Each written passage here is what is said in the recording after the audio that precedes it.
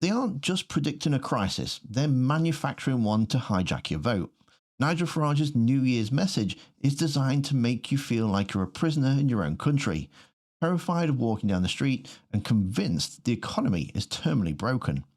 He's banking on you being too angry to notice that the evidence he uses to scare you actually falls apart the second you look at the real numbers. So we're going to do something dangerous in British politics. We're going to listen, and then we're going to verify. 5 draws to a close. I can't remember the country ever being gloomier. People are getting poorer, more people are becoming unemployed, inflation is proving sticky, and our debt is running completely out of control with a chancellor who doesn't seem to have a clue what she's doing. Right, so let's split this into two. First, how people feel, and second, what's measurable. Because on inflation, for example, he's acting like we're still stuck in 2022's nightmare. We're not. Inflation has eased. And no, that doesn't magically undo 2 years of price rises. We're not pretending it does. But pretending inflation is still sticky at crisis levels, just not accurate. Unemployment, yes, it's risen, that part is true, but he frames it like we're some runaway collapse. We're not. The UK employment rate has been around the 5% mark in the most recent figures. Higher than last year, yes, again, that's true, but not the country is falling apart territory. Debt, public debt is high. Also true. But completely out of control is one of those phrases politicians like to use when they want you to picture flames coming out of the Treasury. It's theatre. Debt is a serious long-term problem, not a cartoonish end-of-days moment where the Chancellor is wandering around with a blindfold on. And by the way, this is where the trick always happens. If you say people are poorer and then attach it to it's because Labour are clueless, you've just smuggled in your conclusion without actually proving it. You can hate Labour, you can hate Tories, you can hate both. Worse than that, people are frightened now to walk down the street wearing a watch, wearing jewellery. Now this one. Do watch robbers exist? Yes. Do phone snatchers exist? Also yes. Have some areas had ugly spikes? Absolutely. But saying people are frightened to walk down the street isn't analysis, it's scene setting. He's not acting like a politician here, he's acting like a narrator of some horror trailer. In a world where he was afraid to walk down the street wearing a watch, only one man can save them. Okay, that's a bit weird, sorry. And the frustrating thing is, if you actually want safer streets, you need targeted policing, prosecutions, and prevention, not just a politician giving you a spooky monologue about watches. Oh, and by the way, if you say anything rude on Facebook, you may well get a knock at the door. This is the pattern you'll see again and again in Reform's messaging. They don't just decide crime, they perform crime. They try to leave you feeling like you're the one step away from a Mad Max dystopia so that any hardline policy starts sounding like common sense. This is where it gets even cheekier. Yes, there have been some legitimate concerns about police overreach with non-crime hate incidents. That debate is real. But here's the thing. The police leadership has been moved towards scrapping or replacing that approach with something tighter and more common sense, because of exactly the backlash Farage is leaning into. So what is he selling as a growing authoritarian crackdown is, in reality, a controversy that has already been under pressure and now heading towards reform. He's not describing the direction of travel, he's taking yesterday's outrage and presenting it like tomorrow's destiny.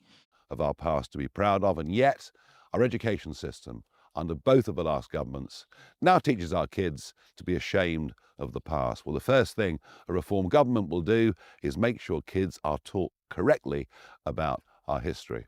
But if you look behind these magnificent buildings, you see Canary Wharf, you see the 21st century, and not just traditional stocks and shares and bonds, but there's a whole new world developing, a world of cryptocurrencies, a world of AI, a world of digital assets.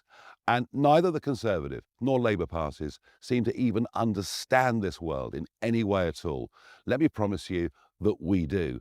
These are the technologies of growth as we head forward in this century. But none of it can be done unless we produce our own energy, lots of it, and at cheap rates. And because of fanatical net zero policies, we're literally being left behind. 1 in 7 of you own a digital asset of some kind, yet the government, the authorities, simply don't seem to care. Now, let's zoom out because you might be thinking, all right, maybe he exaggerates, but he's still right about that. Nothing changes. And this is the real play. Farage's message is built on a rhythm. Paint everything is collapsing, say Labour and the Conservatives are identical, declare reform as the last chance. This isn't a reform policy pitch, it's just a conversion story. It's also why he stacks wildly different issues on top of each other. Inflation, street crime, Facebook posts, school history, net zero, crypto, and it turns into one simple message. Britain is being taken from you. You're not being asked to think about each claim, you're being asked to absorb a feeling. And when you check that detail, the message starts wobbling. Quick one. If you're enjoying this, and please do give the video a like and subscribe and all that YouTube jabs, it really does help the channel out. Okay, this one matters because it affects bills and the economy. He talks of net zero like some fringe religion that stops us producing energy.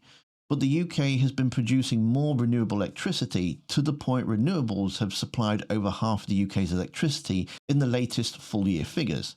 That's not being left behind. That's the country changing its energy mix. And yes, the transition has issues, grid delays, planning bottlenecks, all of that. But the core claim is that net zero means we can't produce energy is backwards. If anything, the last few years proved the opposite. Being dependent on fossil fuel markets makes your bills swing like a wrecking ball. So when Reform frames net zero as the enemy of cheap energy, ask, what are they actually selling you? Because 9 times out of 10, it's not cheaper energy. It's less regulation, more culture war, and we'll blame the wind turbines for everything. Just in the last few days of the El Fatah case, here's a guy that's come out of Egypt, come back to Britain, who's put out just the most abominable, hateful tweets about killing Jews, killing white people, fighting the police. And this man was given citizenship by the Conservative Party and welcomed back into Britain by the Labour Party. Frankly, there is little to choose between the two. This is another classic move. Take a real scandal, then stretch it into the whole system is rotten. The Abdel El Fattah situation is messy. The public outrage is understandable. But he wasn't given citizenship like a random stranger being waved through an open door. He got British citizenship through family connection, and now there's a political row over vetting and due diligence. Farage uses it to imply, see, immigration is basically free for all. And that leap is a con. One controversial case does not automatically prove the entire immigration system is designed to welcome extremists. If anything, it proves vetting can fail, and politicians will absolutely weaponize it. And this is where Reform's moral outrage turns into a pure pick and mix. Because Farage wants you to be furious about Abdel Fattah's old tweets. Probably butchering that name. And yeah, fair enough, they were vile. But then, in the same breath, Reform have been lionising Lucy Connolly as a free speech martyr. And she wasn't jailed for just being rude online. She admitted to inciting racial hatred after posting about setting fire to hotels housing asylum seekers. And she was jailed for 2 years and 7 months. It's not the same vague allegation either. The Court of Appeal judgment sets out the conviction and the offence under the Public Order Act. And yet, at Reform's conference, she's literally being introduced to Cheers as Britain's favourite political prisoner. And Farage himself publicly framed her as a symbol of authoritarian Britain. So what's the actual rule here? Because if the rule is violent, hateful rhetoric is unacceptable, then you don't get to point at one man's disgusting posts as proof the country is broken while treating someone convicted of stirring up racial hatred as a hero because it's politically useful. That isn't a stand for free speech. That's fictional outrage. Same tactic, different target. And yet what are we now seeing?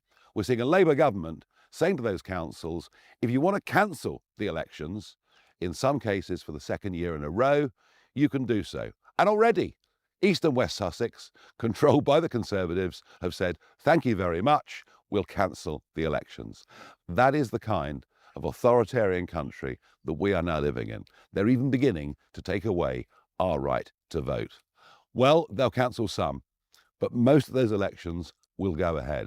They will be the single most important set of elections between now and the next general election. I'll make this prediction. If Reform win those elections, if we come top, it'll put us way ahead of the other parties. Already we've led for 175 opinion polls in a row. Our average lead is 10%. If we get this right on May the 7th this year, we will go on and win that general election. We will then absolutely have a chance of genuinely, fundamentally changing the whole system of government in Britain. So here's the verdict. Farage's New Year message is a slick emotional package built on real frustrations and then padded out with exaggeration, implication, and a lot of trust me, don't ask questions, just trust me. Trust in me. He wants you to feel like the country is collapsing. He wants you to believe Labour and the Conservatives are identical, and he wants you to accept reform as the only escape route. But if reform pitch is the establishment lies to you, fine, that's a debate. The problem is when the pitch becomes, trust me, while I inflate, blur and dramatise the evidence to get you there. Because at that point, they're not rescuing you from a con, they're just trying to become the next people running it. And if we're going to change anything in this country, we can't do it by swapping one narrative salesman for another. We do it by checking the claims every time, no matter who's saying them.